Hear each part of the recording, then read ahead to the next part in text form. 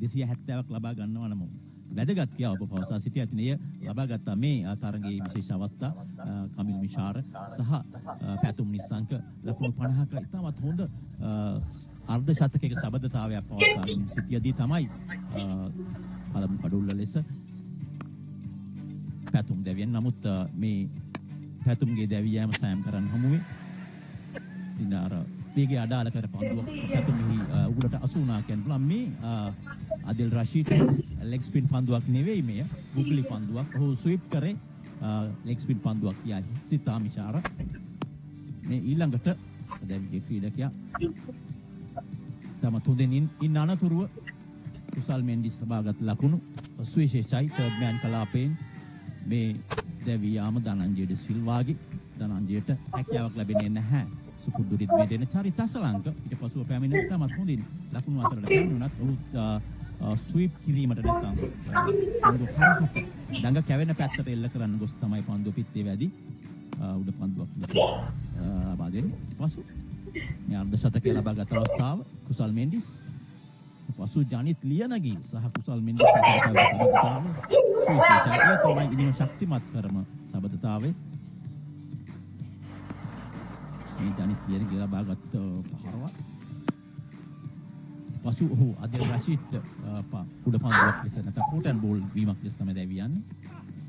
නනතුරුව කුසල් මෙන්ඩිස් තමන්ට රිසිසේ පන්දුවට පහර දෙන්න උත්සාහ කරන්නේ මේ පවන් රත්නායකගේ දැවියාම ඉන්සයිඩ් අවුට් ඔහු ඉඩ ලබා ගන්න උත්සාහ කළා. ලකුණු 6ක් ලබා ගන්න නමුත් සාර්ථක වුණේ නැහැ පවන්ට. මේ තමයි සුවිශේෂීන්ම පන්දුවරය දුලිත් වෙල්ලාලගේ තරඟය වෙනස් කර නැත්නම් ලකුණු අවශ්‍යම මොහොතක ශ්‍රී ලංකාව වෙනුවෙන් ලබාගත් ලකුණු හොඳම පන්දු යැවීම මේ විශේෂ අවස්ථා ඉංගලන්ත කණ්ඩායම ලකුණු හඹා යාමේදී විශේෂ අවස්ථා විශේෂයෙන් බෙන් ඩකට් සහ ජෝ රූට් තමයි වැඩිපුරම ලකුණු ලබාගත්තේ මේ ආරම්භක කඩොල්ල සැක්‍රෝලිගේ දැවියාම ඉන්න අනතුරුව ඉතාමත් හොඳින් ජෝ රූට් සහ බෙන් ඩකට් ලකුණු අතර පිවිසියා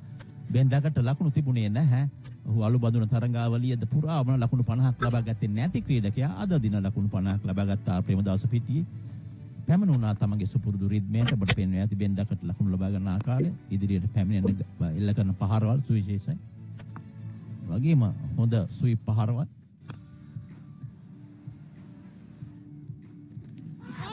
රිවර්ස් ස්වීප් පහර මෙම පහර තමයි ඔහුට දැවී යාමට සිදු පහර ඉන්නනුව ජෝ රූට්ගේ කඩුල්ල මෙය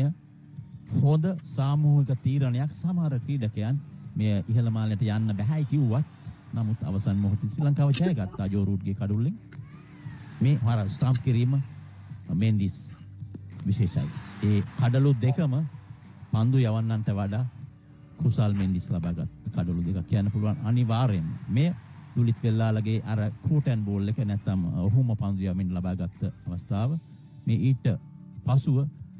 රෙහාන් ඉතාමත් හොඳින් පන්දුවට පහර දුන්නා නැවතත් ඔහු ජීව එකතු කරා එංගලන්ත කණ්ඩායමට ආසන්නයට මෙන්න 272 ඉතාමත් හොඳින් ලකුණු ලබත්තා රෙහාන් හමඩ් පෙනෙනවා ඇති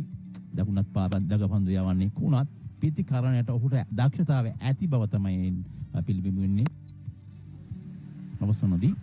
ඔහු දැවි යන්න සිදු වුණේ මෙන්න මෙවැනි සුපිරි ගණේ උඩ පන්දුවක් වෙල්ලාලගේ සුරත මේ ඊළඟ දැවියාම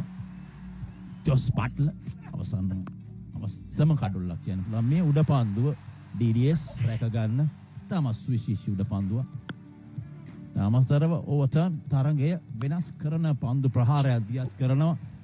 වර 50ක තරඟය වර 20ක තරඟයේ රාමුවට හැඩතලමවන ක්‍රීඩකයා ජිමි ඕවර්ටර්න් අවසානයේ මේ ආකාරයට වෙල්ලාලගේ නැවතත් අවසන් මොහොතේ තිරයට එකතු වෙමින් ජය ගන්නවා ශ්‍රී ලංකාව